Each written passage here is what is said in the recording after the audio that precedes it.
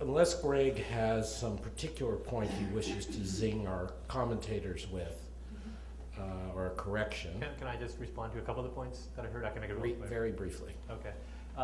So I guess when you end up with a lot of data, some of which goes in a positive, some in a negative direction, you could come out either way. And I chose, I think, perhaps to take, as you said, a slightly more concerned view. But Joe, I wanted to respond. You think that it is possible to distinguish between good and bad capital. And at the end of this process, I have to call myself skeptical. You say FDI is good, hot money inflows are bad, but we've seen in the evidence that when gates are imposed on hot money inflows, companies will find ways to disguise what were hot money as FDI. You'll see, in the case of Brazil, a suspicious spike in FDI right after the tax on inflows came in. We know that multinational enterprises may have the ability to choose between retained earnings or outside finance, and they will arbitrage between those two, depending on the policy environment. That is not available to small and medium-sized enterprises. It's distortionary and it's bad. And I think that policymakers who believe that they have the ability to do this are tempted to obliterate some of these more microeconomic negatives and execution issues in the pursuit of those things. Arvind, I wanted to respond to a few things you said. First of all... Not a few things, Greg. One or two key things. On this question of, you thought it was very impressive that you think that there's been a rejection of financial globalization, but not overall capitalism. I have to say that I think in the minds of a lot of voters and politicians, there isn't a big distinction, and you find that the same people pushing back against financial globalization often also pushing back against unfettered trade. And again, this is a nuanced version. Nobody's calling it autarky, but if you listen just to the words of some of the leaders in the Democratic Party and the president himself, you will often find the two things. It's not we want globalization, we just want to manage the process better. Therefore, when we do free trade, we want to make sure it works for the middle class and the working class. So we're going to put in labor and environmental standards and all those other things. So I guess I see on that front that at least while we may draw the distinction, I think a lot of people do not. Thank you for being concise, Greg. I think I see my friend Bruce Stokes is in the audience, and one of Greg's charts was from the Pew survey. And Bruce is the guru of public cross-national attitudes on globalization. Bruce, I don't want to put you on the spot, but I will. How do you feel about Greg's, you can come up to the mic, how do you feel about Greg's characterization that the popularity of globalization is going backwards, and in particular that there isn't a distinction between finance and turbo-globalization, hyper-globalization, and good old-fashioned globalization? Certainly, to Greg's point, last point about belief in free market capitalism, I mean, our data is very clear. It's been declining for the last 2 years around the world. So I think it's probably a distinction that the public doesn't make between financial capitalism and it just all bleeds over into a...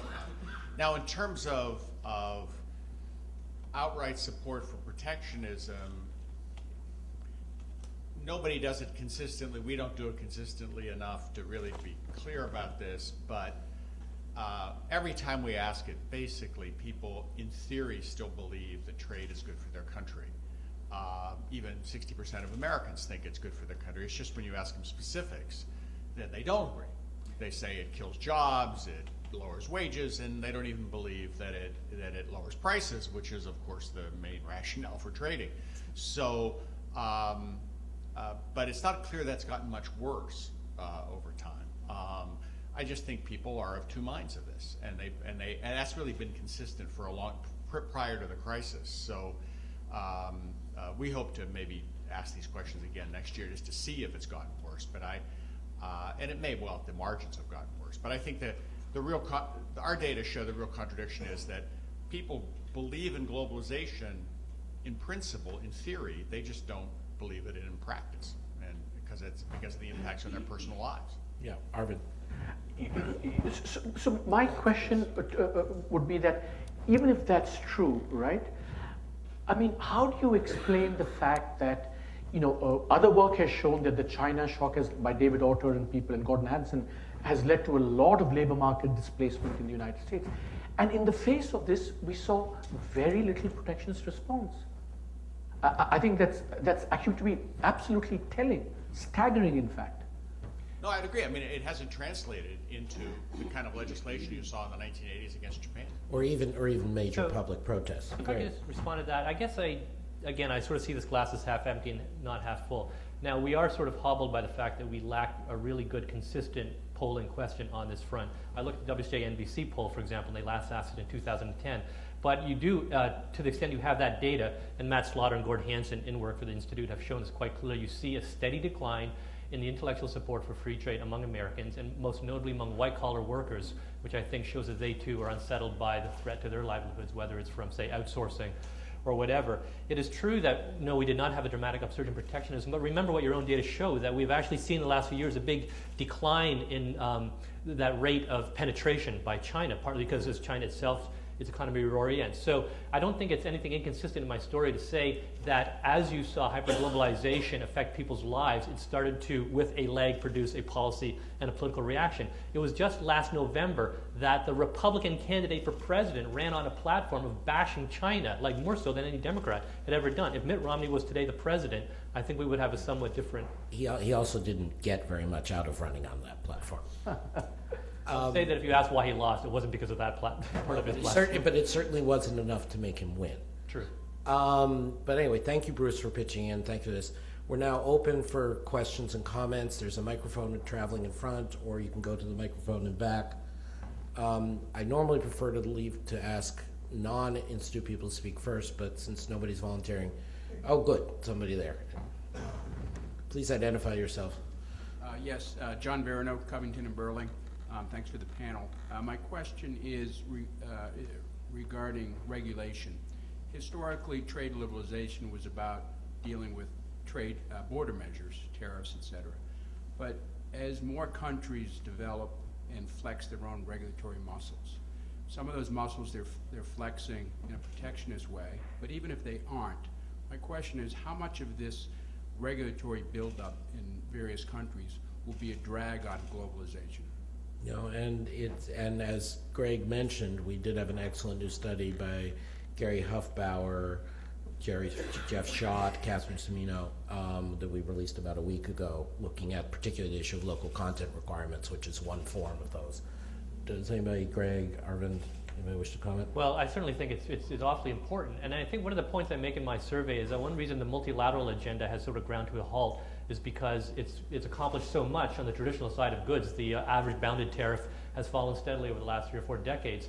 And as you try and therefore push the frontier of globalization into services, I think you were making this point, you run into domestic barriers that are easily forms of protectionism that are not easily identified as such. I mean, the fact that China, for example, is developing its own standard for wireless telephony, I think, goes exactly to this point. I mean, they have their own domestic priorities for doing that, but to the rest of the world, it kind of looks like protectionism. And it explains why the United States, in its desire to push the frontier of liberalization forward, has gone the route of Trans-Pacific Partnership, where they can go behind the border to things like intellectual property protection. Like, does India want to sign on to our standards of IP protection when they see their approach to generic drugs as essential to their whole health and development agenda? Those are two very different visions about where you want to go on something. And I think that's one of the reasons the multilateral route has ground to a halt. It's a really important issue.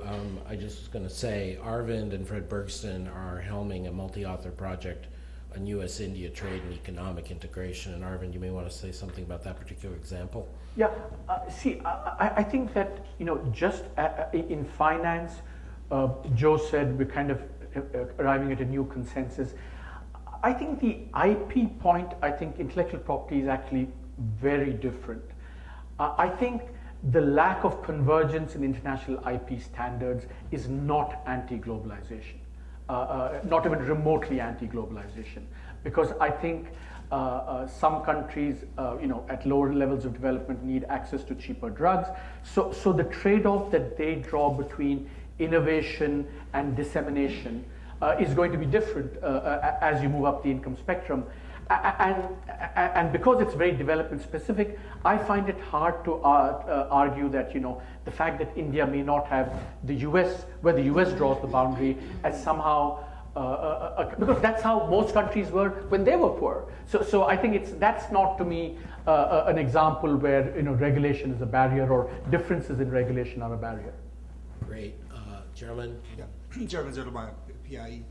Just directly on that point, so based on the new book by PIE authors, I was wondering whether maybe local content requirements are the dog that did bark after the 2009 crisis.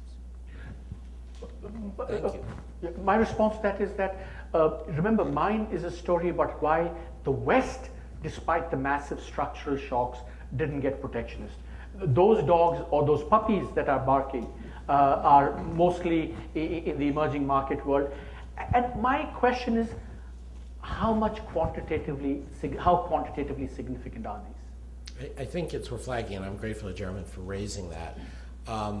Gary, Jeff, Catherine really did emphasize that this was a problem across countries, even though they made a big thing about Brazil. There were also issues in Canada and the US that they featured. And it is interesting, if we can take it down a level from the very high concept, is a question of if there is going to be something of an infrastructure boom in coming years, or public investment boom, which a number of people are talking about as one potential source of growth. Obviously, these government procurement and local content requirements may play a bigger role. They may also then come under greater scrutiny, so it's all to play for in a sense. Nick, and then the lady at the back, Mike.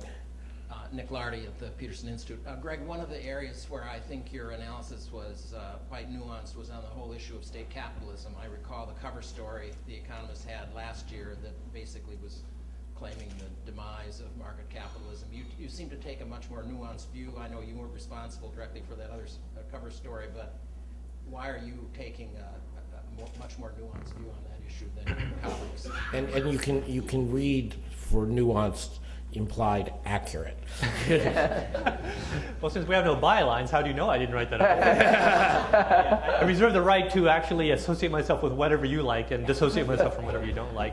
You know, a question that I ask myself is whether I had started this project 6 months later, I would have come out in a different place, because a lot has happened in the last 6 months. And one of the things that had happened is that what we saw with the brief sort of like turmoil when the Fed began to talk about taper was the disparate way that it hit some countries and not others. And it hit Brazil, Indonesia, and India harder than it hit, say, Turkey, Poland, or, leave out Turkey, than it hit, say, for example, Poland or Malaysia and Mexico. And I think one of the reasons why is that the market sensed that this first group of countries, which were much more in the state capitalist intervention direction of things, had really managed to flub it in the last 4 or 5 years. They had 1 or 2 good years using state-directed lending to basically ride out the post-crisis slump quite effectively. They completely blew the opportunity to use that policy space to proceed with reform. India and Brazil are basically a story of stagnation on the reform front. And what I think that, at least unfortunately, I think they both have to go through an electoral cycle before they can get religion again. But to the rest of the world wondering which model to follow, I think it's become clearer now than it was 12 months ago that model doesn't work. And I think like Chile or Mexico, I think what's happening in Mexico is very interesting. For example, they want to amend their constitution to bring foreigners back into the oil and gas sector because they've seen their failure to develop that because of the restrictions they've had. And what's going on in China is very, very interesting. I mean, China is responding more to its internal imperatives than to any external pressure.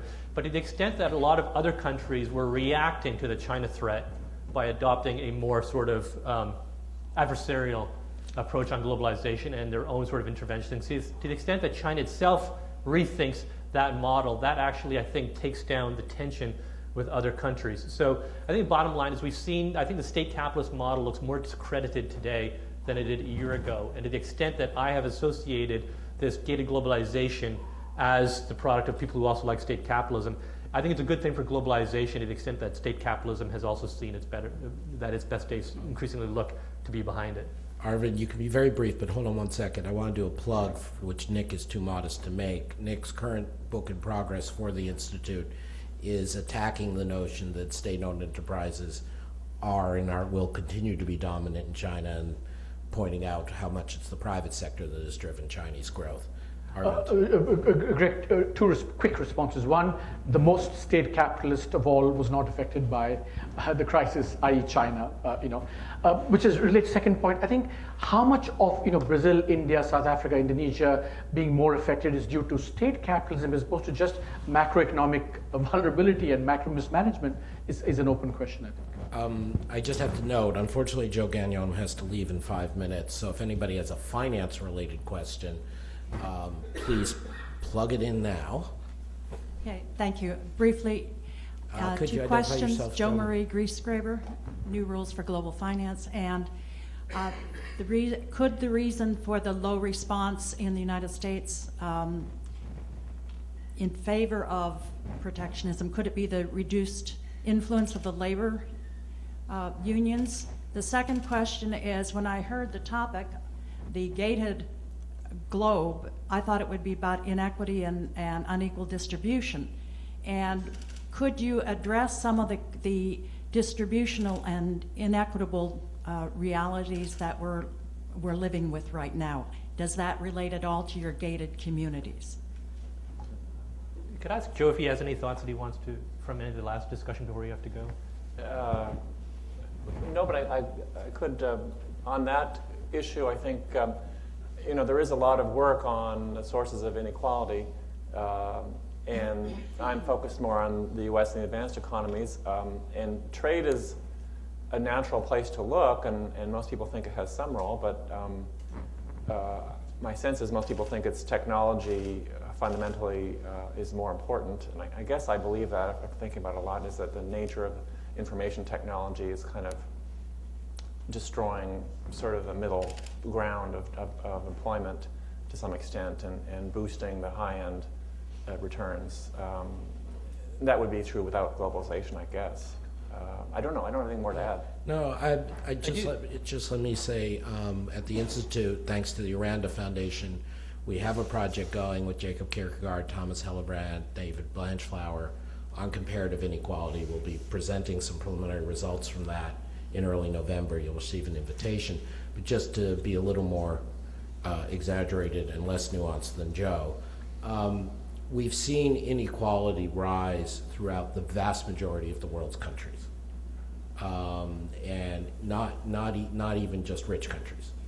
And this has occurred irrespective of, and sometimes uncorrelated with, the extent of opening to trade.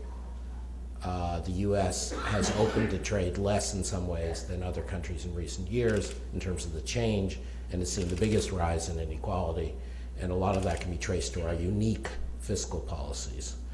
But so where, to the degree that there's a universal force, it's much easier to argue that it is technology and not trade, because that seeps through borders simultaneously. Greg. I want to make a plug. One of the reasons this special report didn't deal much with inequality is because last year's special report on the global economy was all about inequality, and by my colleague Zanny Minton-Meadows. And it's still available on our website. I strongly recommend it. It is superb. I didn't want to retread a lot of that ground, but I think there are connections here. They're perhaps not as strong as I would have expected. I would have expected more of an explicit linking of the two in some of the political discourse, but I think it's there even in an indirect sense. I think a lot of the backlash against finance and financial globalization is driven by the idea that a very fortunate upper crust did extremely well from finance over the boom period and left the taxpayer and the average American or the average European holding the bag. And I think that drives a lot of the political backlash you've had against financial globalization.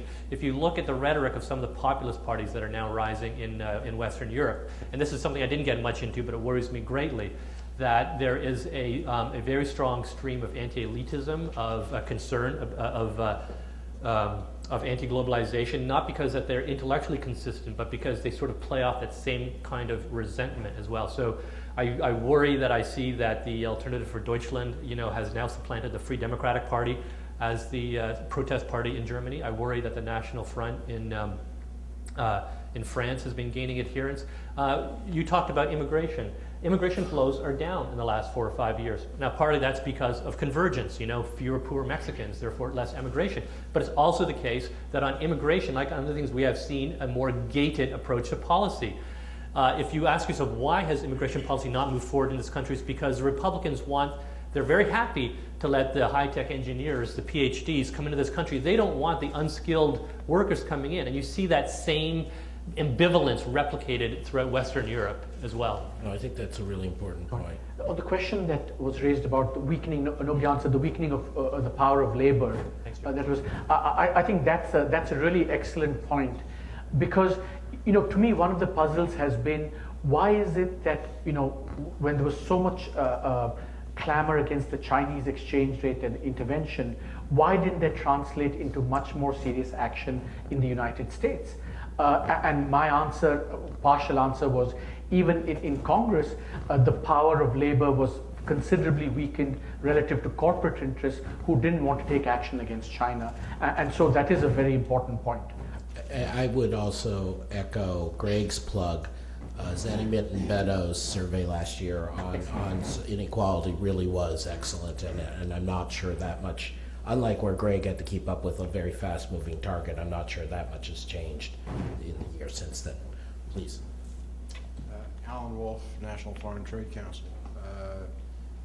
Realizing the dangers of prognostication, and I remember well the cover of the Economist, maybe in 1989, that talked about 21st century, the century of Japan. One of the charts was global economic leadership, China rising relative to the U.S. falling, still U.S. ahead. So my question is, looking ahead, leading towards what, leading how, the timing of the evolution.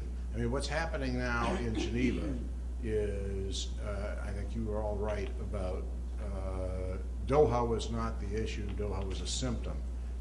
It's a symptom of a lack of consensus moving forward with liberalization. There is no consensus in the WTO on liberalization. And until there is one, there's not going to be a lot of it other than on a plurilateral basis. But the question is on China, how quickly do you think it'll move? And are they compelled to move in a direction we'd like to see them go? Where are they taking us? And do they actually adopt a leadership role? When? Thanks. Thank you, Alan. So I don't have a simple answer for you, but I have a couple thoughts. One of the questions I wrestled with was how important was the fading of the United States as the hegemon important to the forward march of globalization? And people can come out on different sides like this. I mean, if you look at the post-war period, the fact that the United States thought that containing the Soviet Union was intrinsically linked to its ability to spread free market capitalism, it was much more willing to use access to its own market and to allow disparate levels of progress and liberalization to proceed, because that was so tightly wound up with its own geopolitical aims. If you go back to the 80s, you know, of course the 89, I don't remember that cover, but I'll take your word for it. And I suspect that 10 years from now somebody will use my cover here and mock me exactly the same spirit.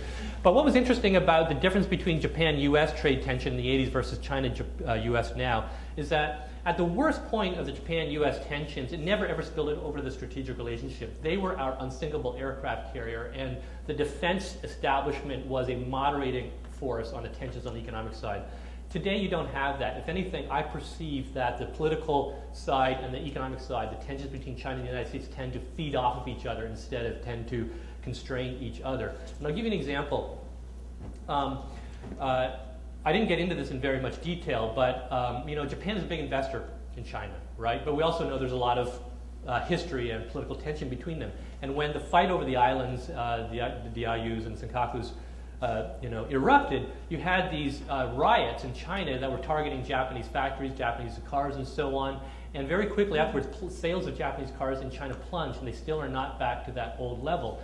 Now, that was not a tension driven strictly by economic factors. It was not the case that Japan and China were fighting over a strictly economic issue. But it was a case of the geopolitical tension spilling over onto the economic relationship. And as to the extent that the United States is less able to be in there as a moderating influence, keeping that under wraps, I do worry. Now, at the end of your presentation, you talked about the possibility, I think, that the institutions are important. And at the end of my survey, I come out sort of moderately optimistic that even if the United States is not able through its own economic power and force of will to impose free market capitalism on the rest of the world, we've got to a place where most of the rest of the world actually sees it in their own interest and will get to that place without that outside pressure. I don't really know whether that, which is a positive force, versus this geopolitical thing, which is a negative force, I'm not exactly sure which wins. Just one, I agree with everything that Greg said, and whether China or US multipolar world is something that I dealt with in my book. But the one point I would make is, the US-Japan, US-China comparison, the kind of the opposite view that, when the US and Japan had all these tensions, there was much more protectionist action against Japan. In fact, that was the most protectionist phase in US history.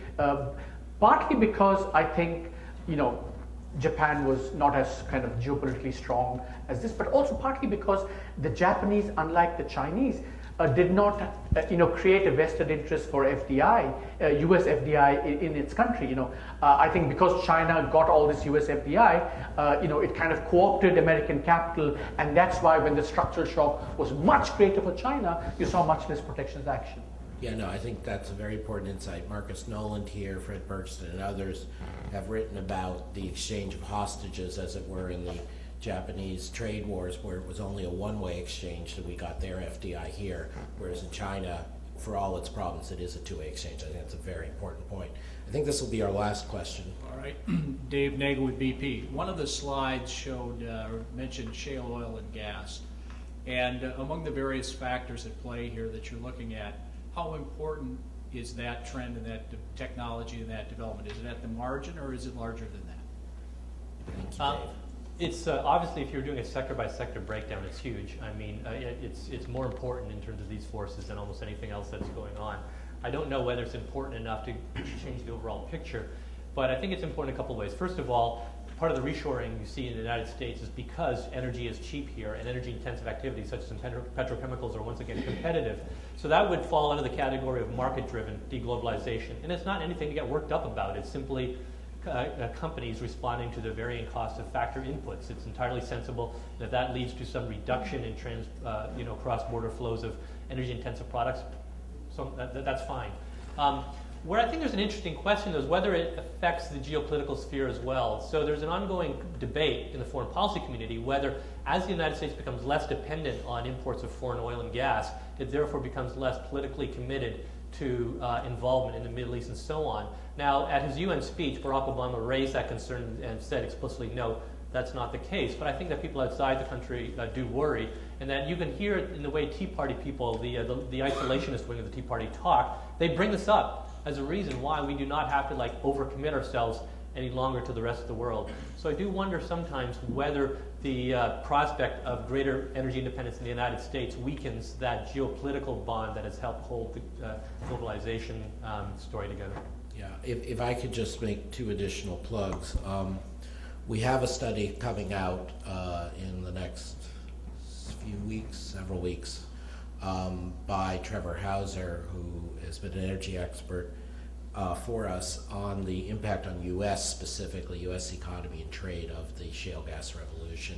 And actually we built off of BP's the best publicly available numbers in terms of energy projections, which Dave knows this, but which BP provides, and did the economic analysis, and we'll look forward to releasing that.